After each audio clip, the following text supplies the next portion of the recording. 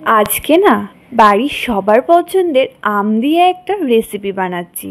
মানে আম দিয়ে আমি এখানে আজকে আইসক্রিম বানাচ্ছি, আমের আইসক্রিম। তো এখানে গোটা গোটা আমেরই আইসক্রিম বানাবো, কিন্তু এটা বানানোর পরে যে আমার সাথে খারাপ ব্যাপারটি হবে আমি ভেবে উঠতেই পারিনি যে আমার সাথে এই ঘটনাটি ঘটে যাবে। তো কী ঘটনা আপনারাও শুনলে কিন্তু অবাক হয়ে যাবেন। তো বলছি চলো রেসিপিটি দেখানোর সাথে সাথে গল্প করা যাক। তো প্রথমে এখানে আমি এই গোটা আমের আইসক্রিমটি বানানোর জন্য গোটা আম এখানে আমি নিয়ে নিয়েছি। তো এখানে আমি 3টে আমের আইসক্রিম বানাবো।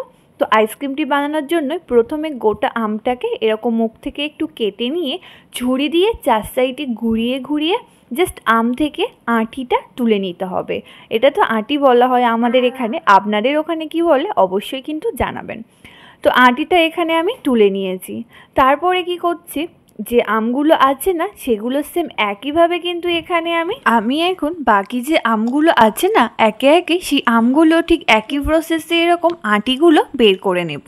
একটু কিন্তু সাবধানে আঁটিগুলো বের করবেন, যাতে না কিন্তু ছুরি লেগে আমটা এফোর ওফোর হয়ে যায়, মানে যাতে না এই ফিলিংসটা দিলে ফিলিংসটা আবার বেরিয়ে যায়। তো ব্যাস, এখন আমগুলো থেকে আঁটি আলাদা করার পরে এখন আমি গ্যাসের উপরে একটা কড়াই বসিয়ে দিয়েছি। কড়াইয়ের মধ্যে আমি দিয়ে দিচ্ছি বেশ কিছুটা পরিমাণে লিকুইড দুধ। যদি আপনারা মেপে নেন তো এখানে প্রায় 2 কাপ পরিমাণে লিকুইড দুধ দিয়ে দিয়েছি। এখন এর মধ্যে আমি চিনি অ্যাড করে দিচ্ছি 1/2 কাপ পরিমাণে। তো এখানে চিনিটা আপনারা যেমন মিষ্টি খেতে পছন্দ করেন সেই অনুযায়ী দিয়ে নেবেন। তো এটা আমি আইসক্রিমের কি আর ফিলিংসটা তৈরি করছি। এখন এখানে আমি বেশ কিছুটা ড্রাই ফ্রুটস নিয়ে নিয়েছি। এদিকে দুধটাকে ফুটতে রেখে দিয়েছি, দুধটা একটু ফুটে গাঢ় হোক ততক্ষণ এখানে আমি ড্রাই ফ্রুটসগুলো একে একে কেটে নিচ্ছি। এখানে আমি নিয়ে নিয়েছি কাজু বাদাম, চীনা বাদাম, কিশমিশ নিয়ে নিয়েছি আর কিছু পেস্তা বাদাম। এখন সব ড্রাই ফ্রুটসগুলোকে ভালোভাবে এখানে আমি কেটে দুধের মধ্যে অ্যাড করলাম। 4টে এলাচ ফাটিয়েও এখানে দিয়ে দিলাম যাতে সুন্দর একটা ফ্লেভার আসে। আর দিয়ে দিচ্ছি কিছু কেশর যাতে সুন্দর একটা কালার আসে।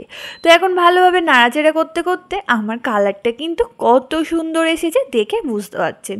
এখন আমি ভালোভাবে নেড়ে চেড়ে এই ফিলিংসটাকে গাঢ় করে নিচ্ছি। তো এখন এটা আমার অনেকটাই গাঢ় হয়ে গেছে। ব্যাস এই পর্যায়ে গ্যাসের চুলাটা অফ করে নেব। তো আমার সাথে যে ঘটনাটি হয়েছে, আমি এখন এই ভিডিওর ফার্স্ট পার্ট সেকেন্ড পার্ট মানে ফার্স্ট পার্ট সেকেন্ড পার্টে এটাকে আমি শ্যুট করেছিলাম। একটা ফ্রিজে দেওয়ার পরে সারা রাত তো এটা ওভারনাইট রেখে দিতে হয়।